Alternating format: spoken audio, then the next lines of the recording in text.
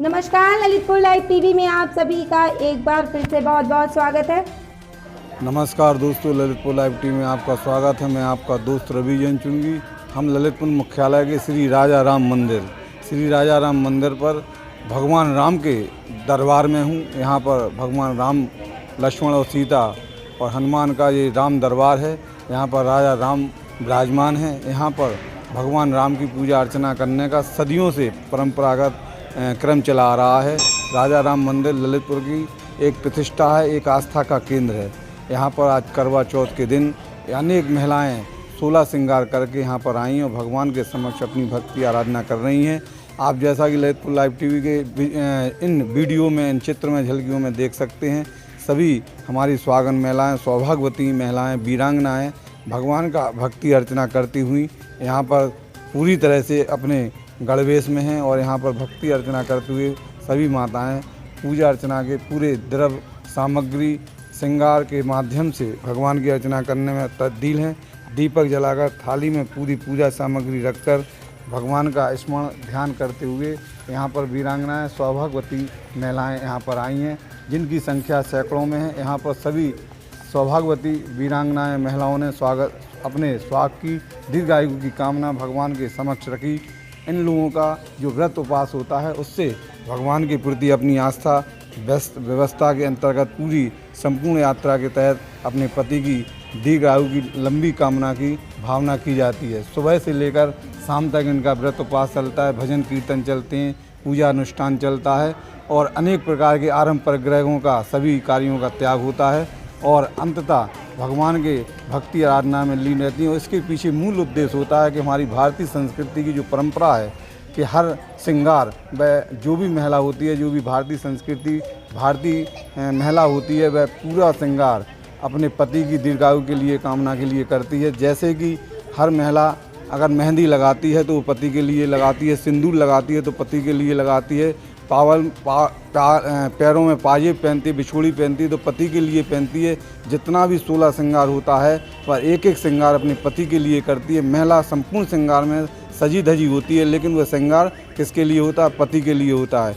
और यह व्रत पूरा पति के लिए होता है, उसकी दीर्घायु कामना के लिए होता है। जब सब कुछ पति के लिए होता है तो भगवान परमेश्वर पति की दीर्घायु की कामना करने वाली उस वीरांगना और भारतीय संस्कृति की देन, भारतीय महिला का सम्मान, आशीर्वाद उन्हें भरपूर दिया जाता है।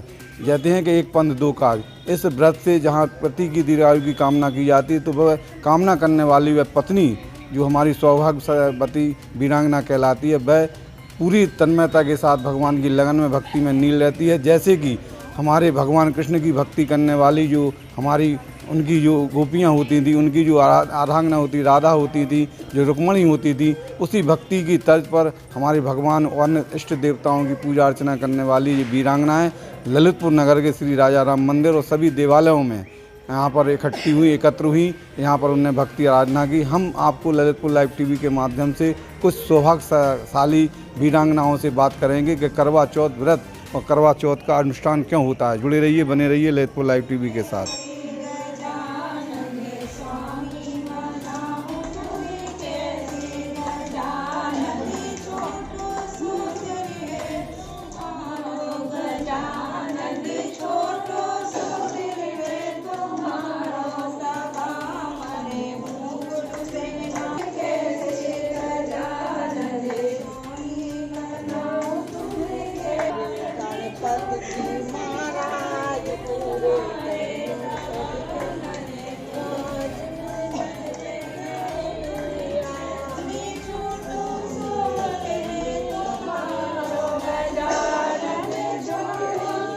तो भारतीय संस्कृति की पहचान, धर्म आस्था का केंद्र करवा चौथ का जो व्रत हमारी आज वीरांगनाएं, सौभाग्यशाली जो महिलाएं हैं, स्वागन महिलाएं, उनके द्वारा किया गया है। हमारे साथ जुड़ चुके हैं अनेक सौभाग्यवती महिलाएं। हम उनसे बात करेंगे, उनसे जानना चाहेंगे कि इस करवा चौथ व्रत का आश्रय क्या है, किस उद्देश्य को लेकर किया जाता है। बोलो भगवान श्री रामचंद्र की जय। यह व्रत मुख्यतः सौभाग्यशाली स्त्रियां करती हैं जो अपने पति की दीर्घ आयु के लिए करती हैं।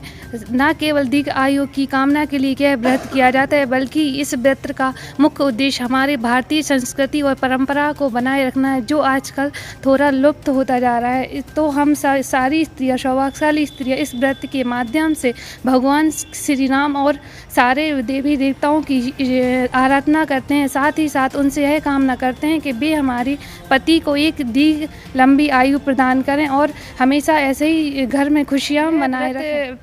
वैसे तो एक दिन पहले ही प्रारंभ हो जाता है और हम सब इस व्रत की तैयारी एक दिन पहले ही आरंभ कर देते हैं और मतलब तैयारी करने के लिए कुछ दिन पहले से ही अपनी सारी सामग्री जो हमें बाज़ार से लानी पड़ती है वो सब हम लाना प्रारंभ कर देते हैं और जो भी वस्त्र हम इस दिन पहनना है हम उसकी भी तैयारी पहले से ही प्रारंभ कर देते हैं, क्योंकि लास्ट मतलब अंतिम समय में इतना समय नहीं रहता कि हम तैयारी कर सकें। तो इस प्रकार से हम कुछ समय पहले से ही तैयारी प्रारंभ कर देते हैं और फिर एक दिन पहले से सारी तैयारी कर लेते हैं और दूसरे दिन सुबह उठकर सबसे पहले भगवान का स्मरण करके इस व्रत का प्रारंभ करते हैं और फिर शाम तक सारा समय भगवान की पूजा में ही अपना व्यतीत करते हुए फिर शाम को मंदिर आकर सबसे पहले भगवान की पूजा आराधना करते हैं और वहाँ से दीपक वगैरह सब जला के और अपनी तैयारी करके घर लेके जाते हैं और जहाँ पे अपना सारा विधि अनुसार पूजा अर्चना वगैरह करते हैं और फिर उसी दीपक से फिर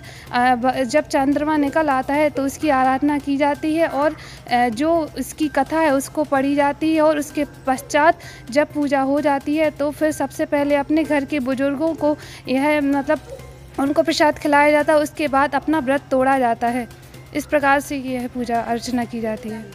सौभाग्यशाली सौभाग्यवती सुहागन जो महिलाएं व्रत रखती हैं उसी क्रम में हम जानना चाहेंगे एक सौभाग्यशाली महिलाओं को व्रत का जो अंतिम चरण होता है वो क्या होता है? पहले बत्ता चंद्रमा की पूजा करते हैं और फिर पति के लिए बत्ता लंबी आयु के लिए बत्ता व्रत रखते हैं और फिर उनकी टीका करके आरती करके फिर जल वो पिलाते, पति मेरे लिए जल पिलाती है तभी व्रत तोड़ते हैं। ये मंदिर जो राजा राम मंदिर है यहाँ का क्या मतलब आस्था का केंद्र और किस तरह से आज करवा चौथ मनाया गया? ये श्री राम राजा मंदिर है, लक्ष्मीपुरा में है। इस मंदिर को 100 वर्ष पूर्ण होने वाले हैं। अगले साल 2022 में 100 वर्ष पूर्ण हो जाएंगे और विगत 40 वर्षों से यहाँ पर करवा चौथ का व्रत का पूजन चल रहा है। शाम को 3 बजे से यहाँ पूजा पाठ आरंभ हो जाता है। सभी माताएं बहनें सौभाग्यवती स्त्रियाँ आती हैं, अपनी अपनी पूजा की थाली लेकर के उसमें फल मिष्ठान लेकर के आती हैं। बड़े ही श्रृंगार से, बड़े ही भाव से एक दिन पहले से, हफ्ता भर पहले से पूछती है पंडित जी पूजा होगी कि नहीं होगी, क्योंकि इस आपदा काल में, कोरोना काल में भी भगवान राम के दरबार में अगली साल भी पूजा हुई थी। तो बड़े ही नियम से और कोरोना की गाइडलाइंस में भी अगली साल पूजा की गई थी। इस वर्ष भी भगवान की सीम कृपा रही, हमारे राजा राम मंदिर में विधि विधान से पूजा हुई। कम से कम 400 महिलाएँ आई हुई थीं और हमारे पर यहाँ पर पूरे ग्राउंड में खूब बड़ा हमारा आंगन है। इसमें 4 गुड़ी लगती हैं, 4 राउंड लगती हैं माताओं के लिए। एक में रहती हैं 30 महिलाएं, एक में रहती हैं 60 महिलाएं, एक में रहती हैं 80, फिर होती हैं 100। इस प्रकार 400 से 500 के बीच में महिलाएं हर वर्ष आती हैं यहाँ पर भगवान की कृपा से और बढ़ते ही जा रहे हैं। और सभी महिलाएँ अपने पति की दीर्घ आयु के लिए इस राजा राम मंदिर में पूजा करती हैं। इस तरह हमारे पंडित जी यहाँ ने आपने बताया कि यहाँ राजा राम मंदिर के 100 वर्ष होने वाले हैं। ये अति प्राचीन और आस्था का ललितपुर जनपद का मुख्य केंद्र मंदिर श्री राजा राम मंदिर है। यहाँ पर जो आज पूजा अर्चना हुई दीर्घायु की कामना को लेकर सौभाग्यशाली और सौभाग्यवती महिलाओं ने, सुहागन महिलाओं ने पूजा अर्चना की।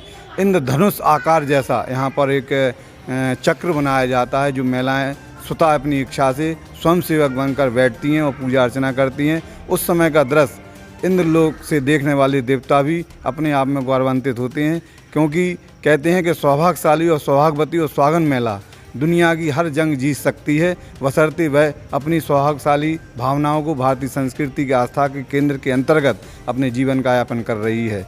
ऐसी हमारी सौभाग्यशाली सौभाग्यवती महिलाओं ने आज करवा चौथ का व्रत मनाया।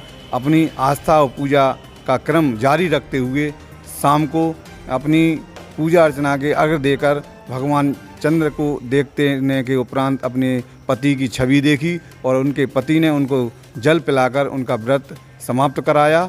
और इस तरह से इस परंपरा को कायम करते हुए ललितपुर लाइव टीवी ने अपनी इस चित्रमय झलकियों में आपसे रूबरू हुआ है। और ललितपुर लाइव टीवी आपको और आपके सभी परिवार को शुभकामनाएं देती हैं करवा चौथ की। इस करवा चौथ व्रत को मनाने के लिए जहां सौभाग्यशाली, सौभाग्यवती और सुहागन महिलाओं ने, वीरांगनाओं ने विगत हफ्ते भर से तैयारियां की, बाज़ार में पहुंचकर अपनी आवश्यक ज़रूरतमंद सामग्री, श्रृंगार की सामग्री, आवश्यक वस्तुओं की सामग्री को खरीदा और बड़े ही लालायत और अपनी इच्छाओं को पूरी तरह से जागृत करते हुए इस व्रत को मनाने की पूर्ण तैयारी की। और वह तैयारी आज मंदिरों में देखने को मिली। बाज़ार में रौनक दिखी, मंदिरों में रौनक दिखी। सजी धजी 16 श्रृंगार करने वाली हमारी भारतीय महिलाओं ने भगवान की पूजा अर्चना की। आप देख सकते हैं इन चित्र में ललितपुर लाइव टीवी की झलकियों में। मैं ललितपुर लाइव टीवी से मनोज जैन के साथ रवि चुनगी की रिपोर्ट।